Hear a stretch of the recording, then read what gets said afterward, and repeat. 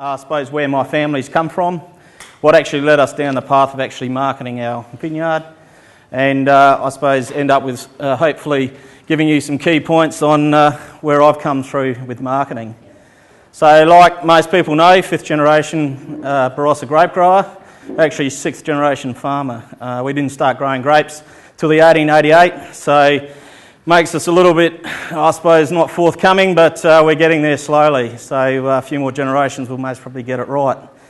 Managing about 110 hectare out at Ebenezer. Predominantly Shiraz is what we grow. We've done that for quite a number of years. Like the vine boom in the 90s, we planted quite a bit of vineyard as well. When I left school in 92, we had about, I would say, about 50 acres of vines, so not very much. We had a dairy farm as well, but as time progressed, dairy got sold, in went more vines. Had a few beef cattle, that became too hard as well, in went more vines again. So we ended up with quite a bit of vineyard that we were looking after. It was sort of organically how we grew. We were delivering to, I suppose, cooperatives at the time, so Kaiserstuhl, which then become Penfolds, which then become Southcourt, which then become Lasses, or Bilyara. So we sort of grew with those companies. We also grew with the cooperative founding Barossa Valley Estates in 85. So we're fundamentally delivering to 2 companies. In 92, when we left school, that's when we started, I suppose, our first adventure with a small wine company, with Rockfords. We actually started finding we had a point of difference in what we were actually doing, and that point of difference was actually growing fruit for brands and labels that actually required us. So when Colin left BVE in 96, of course we went with him, but we kept on up with our other supplying, but we planted more. So we didn't actually drop any of our supplies, we actually kept on growing with the marketplace. And that's what we continued to do. Went through my figures for the last sort of 5 years and how many people we sold to, and a lot of you guys are going to scoff at this. We sold to 37 different companies in the last 5 years.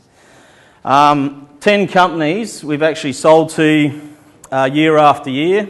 So they're sort of what I call our bread and butter. These are companies that I've built a relationship with over a period of time.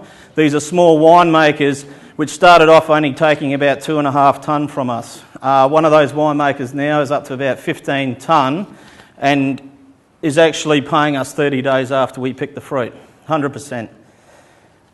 When he first started, we offered him extended payment terms. We were quite lenient on the price. It could have gone somewhere. It did. All relationships don't work out that way either. Yeah, there's a little bit of give and take with all of that. The companies that I've dealt with, out of those 37s, 10 of those companies we've only dealt with once in that 1 year. And it's not because the relationship fell apart. One, there was an opportunity there. We had a bit of extra Mataro, Grenache, Shiraz. So we found that market and we sold into that market. It spreads our wings on a year that we have plenty, consolidate down on the years that we don't have so much fruit, but you build those relationships, you get your fruit out there. The hardest part about starting a new relationship is, and you were mentioning it in your negotiations before, we don't know what the fruit looks like, so we're only going to offer you X. So that year of plenty, when it could be a little bit opportunistic, that's when you go out and spread your wings a little bit more. Find those opportunities, find those niches in the marketplace. Once you've got those niches, then you can start building those relationships going forward. One of the companies that I've been dealing with and have been dealing with for a long time, just through, I suppose, the natural progression and where they were at as a company, they slowed down, they stopped taking less fruit, eventually they ceased trading. Now that had nothing to do with the quality of my fruit, had nothing to do with my terms and conditions, it's just where they were at their life. So some brands do have a life expectancy, some people think they're going to go on for ages, but there's some times where you get 7, 10 years maybe out of a brand. But we worked with this grower. It wasn't hard finding another home for the fruit. One thing that I've learnt about growing fruit for different wineries, people may laugh at this as well, most wineries don't exactly know what they're looking for. They'll know how many tonnes they're looking for, They'll know at what product they want to get it into, but they don't actually know what they want as fruit. I like telling a few stories. Winery came up to me, they wanted my best fruit. No worries, had the checkbook. He was willing to pay me $4,500 a tonne. I said, yep, no, we can start off there. Delivered some fruit to him. Adrian, what'd you give me? Didn't like it. I said, oh, that's a bit strange, that's some of my best fruit. I said, rightio, went back. So went back to his winery and said, can I have a taste of, had a bit of a taste through his barrels, and actually started to work out what he thought good fruit looked like. So number one, we picked too late, because he was trusting me on the picking decisions, so we picked too late. Number two, it was most probably too low yielding. Too heavy in tannin. The tannins were most probably a little bit too aggressive of what he wanted. The fruit wasn't quite lush. You know, there was no really upfront fruit on the palate. So I said, oh, well, here, we'll give you a bit of a taste. So I got a few samples from a winery that I delivered to over the course of the season, and he said, oh, I like that one. I go, really? I said, all right. So I took him out I said, we'll come out and have a look through the vineyard, and this is springtime. And I said, well, this is the patch where you're going to get your fruit from. And he said, oh, that's a little bit higher cropping than what I expected. And I said, well, this is the sort of fruit that you want for your brand. Anyway, we worked through the growing season. He only came out once again, and that was basically just on Barossa. And he's looking at all the fruit there, and he's going, gee, I think there's a bit too much fruit there, Adrian. I said, no, well, trust me on this one, you'll like what you get. Delivered the fruit. He was as happy as pig in mud, basically. He liked what he got. I liked my yield. Now, he was still willing to pay me $4,500 a tonne, but I thought it was going to be daylight robbery, considering it was cropping quite high.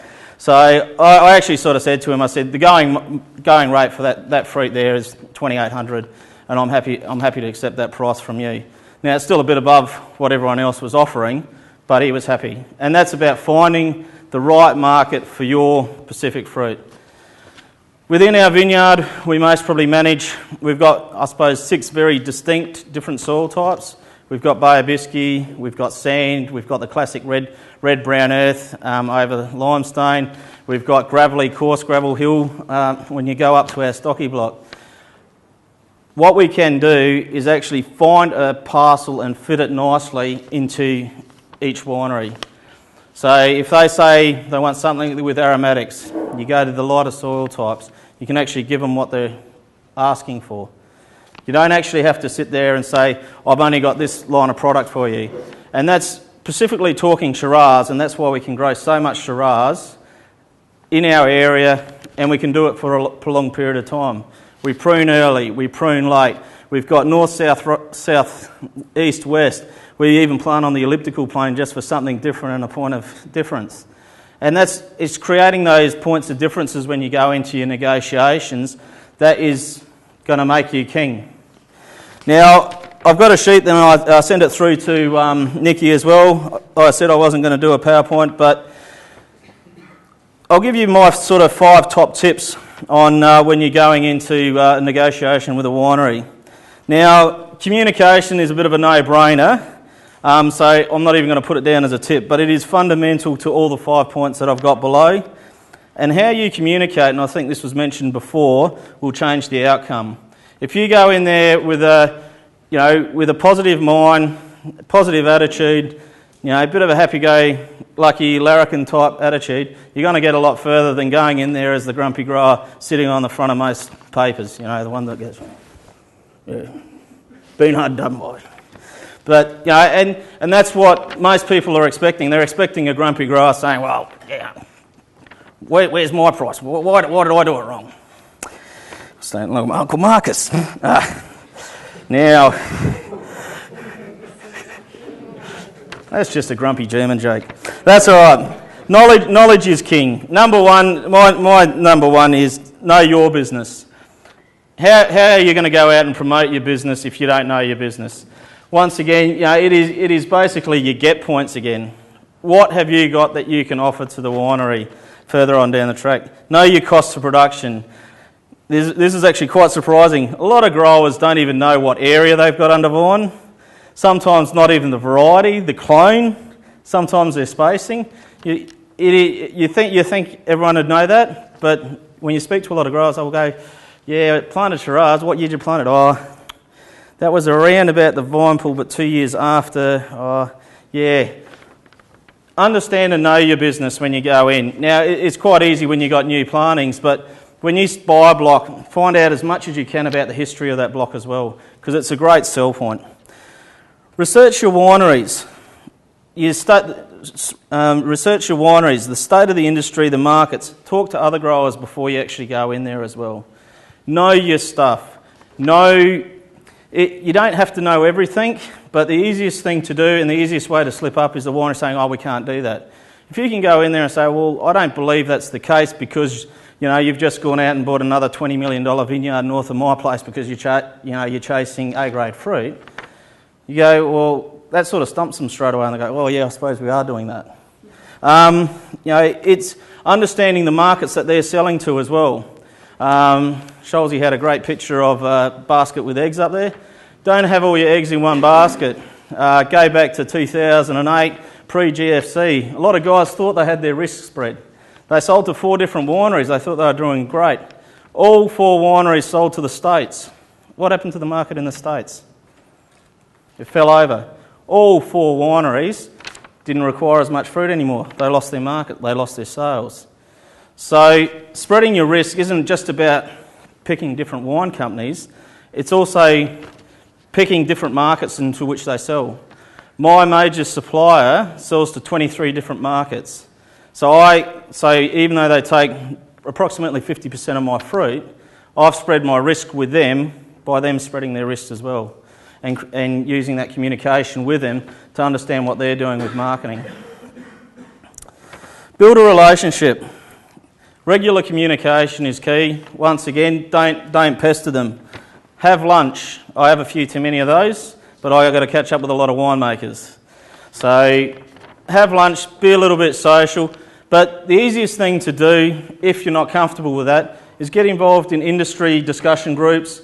Generations lunch is an absolute essential for any grower that wants to get out and talk to a few more winemakers. I know it costs you $90, $100 or whatever it is. Go along because it's a great opportunity to talk to some of your peers within the industry. I was young ambassador back in '99, and this is where a lot of my, I suppose, started marking myself to small winemakers come about. I was down cooking egg and bacon rolls down at the Central Market.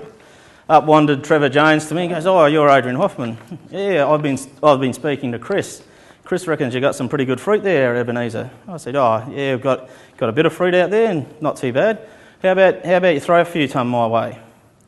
That's how I started my relationship with Trevor Jones down at Kellermeisters. And that's a relationship that's kept on going even past him getting ousted from Kellermeisters as well.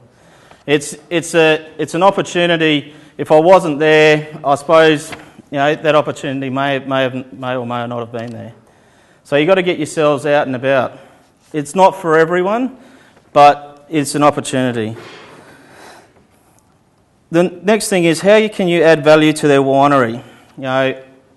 You look at yourself as a humbled grape grower and say, well, how can I value add to their winery? It's quite simple. In my situation, I've got a story to tell.